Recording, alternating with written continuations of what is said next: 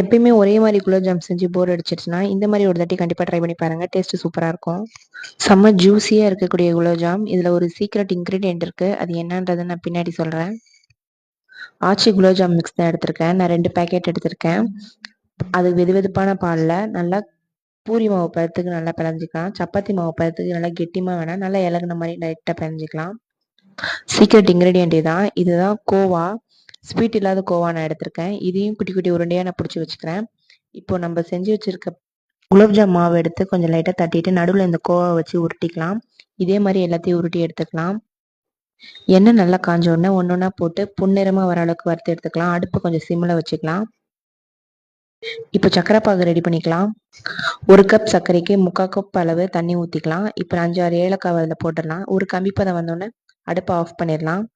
செஞ்சு வச்சுருக்க குலோப் ஜாம்லாம் இப்போ அதில் போட்டுட்டு ஒரு 1/2 அன் ஹவர் ஊற வச்சுட்டு எடுத்து பார்த்தா ஜூஸியான குலோப் ஜாம் ரெடி.